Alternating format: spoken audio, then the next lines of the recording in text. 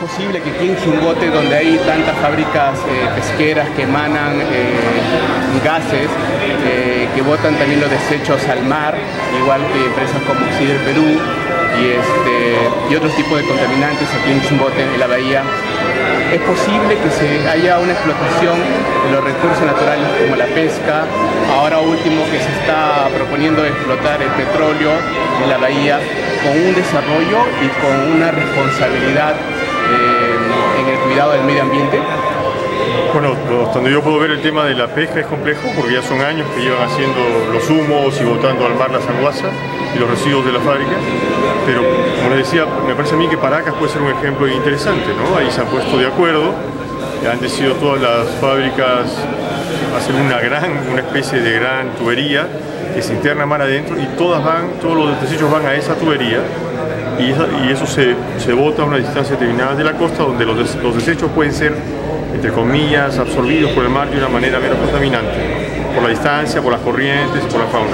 Sin embargo, hay algunas de esas fábricas que han decidido ir más lejos, es decir, procesar los desechos de la fábrica y obtener una especie de abono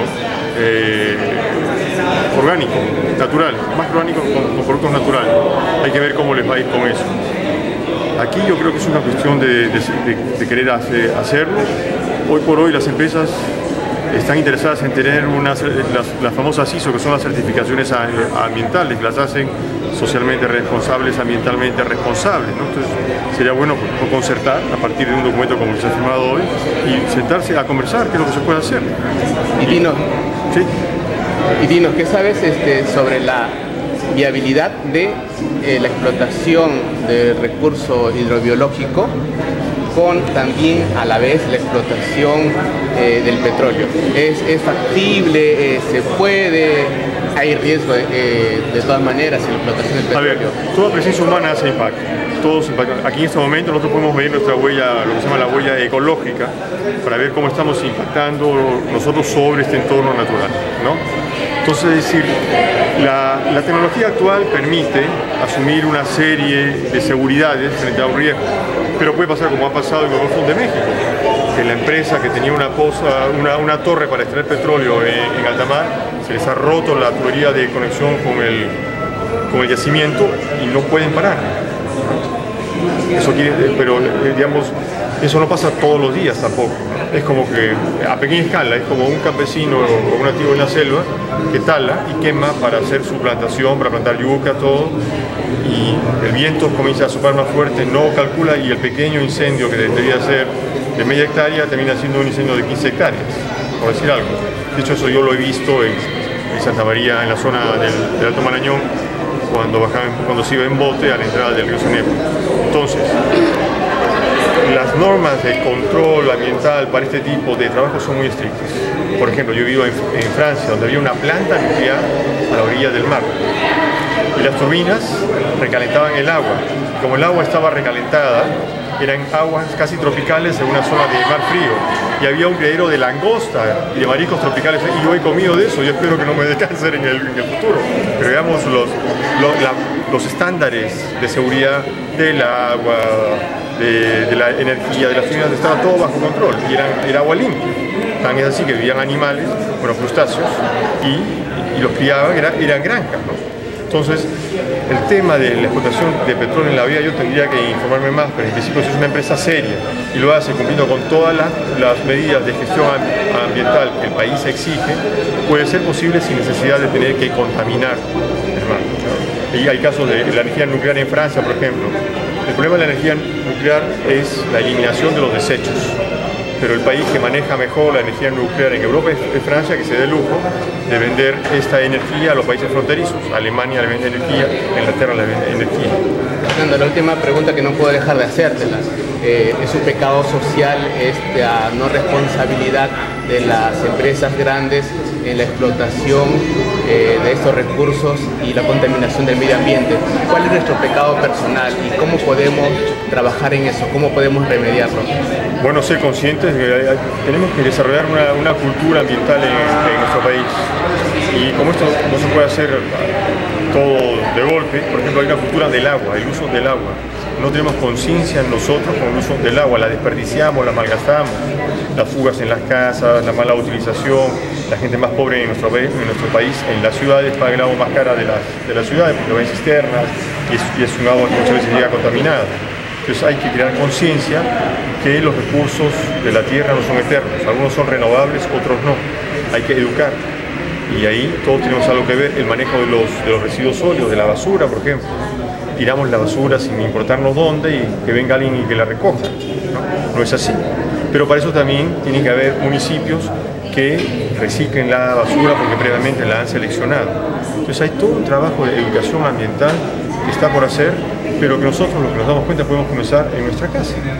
El corto que pasaron hace un instante, ¿no? Usar el agua sin desperdiciarla, ser conscientes de que el agua que yo gasto en exceso es agua que le falta a otros en otros lugares de la ciudad, el tema de ahorrar energía con los equipos en las casas, los autos, el tema de la presión de las llantas para que el consumo de combustible sea menor si la presión de las llantas es correcta, todo eso que sale en el corto que han pasado antes. Entonces, por un lado, hay unas campañas que no dependen de nosotros, hay unas políticas de educación ambiental que dependen del Estado, pero a nivel personal, si uno se da cuenta, como tú te das cuenta, como yo me doy cuenta, uno tiene cosas prácticas que pueden ser, ¿no? Y tratar de ser selectivo en lo que uno consume, en lo que uno compra, comprar lo que se necesite, no comprar en exceso, comer sano, saber cómo comer y no llenarse así de comida chatarra.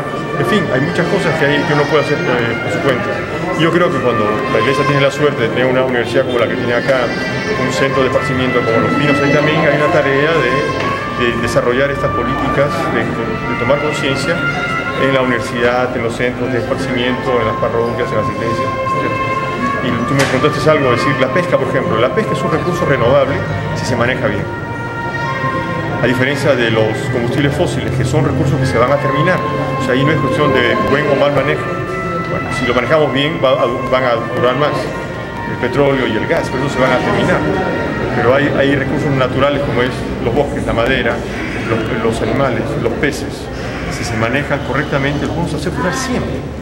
Es una cuestión de hacerlo con responsabilidad. Entonces ahí las empresas tienen también su parte. Pero las autoridades también tienen su parte también. Hay leyes, yo creo que el Código Ambiental de nuestro país es un buen código, ha sido hace poco, y como he dicho yo en la charla, que puede ser que haya gente escéptica, yo sí creo que el Ministerio del Ambiente puede jugar un rol decisivo. De hecho, nadie ha dicho nada públicamente con el tema de la minería informal, por ejemplo, que es muy seria en el país, muy seria. El Ministerio del Ambiente lo ha hecho y al ministro Brack le ha hablado, no para hacer desaparecer a los mineros informales, sino para hacerlos entrar a la formalidad, lo que quieren decir que trabajen ambientalmente bien, que paguen sueldos, que paguen seguridad social, etc. Claro, lo que sucede es que con eso los márgenes de ganancia de los que están en la ilegalidad, que no es el pequeño productor, sino el que compra la producción, se van a ir al piso, correcto, pero es que uno no puede amasar una fortuna a costa de la miseria de otros. Y una empresa, lo que dice también el ministro Brack, una empresa o la producción de una empresa no tiene por qué interferir con otro tipo de producciones de otra empresa. Si yo contamino los lagos de los Andes, impido que comunidades campesinas puedan tener acuicultura, crianza de truchas en esas lagunas, que hay cientos de miles en los Andes.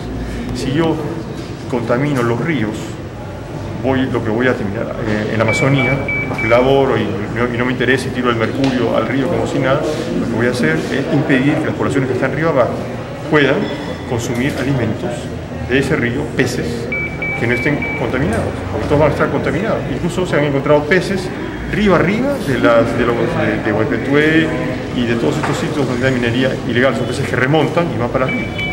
Eso es muy serio, son cosas muy serias que lamentablemente hay una desproporción. Yo creo que hay que exigirle a la gran minería que sea socialmente responsable, ambientalmente responsable, pero también estamos en la obligación de hacer algo con todo lo que es la ilegalidad de nuestro país en todas sus formas para hacerla pasar a la legalidad. Eso es fundamental. Fernando Roca, te agradecemos eternamente y muchas gracias. Dios te bendiga, hermano. Bien, gracias.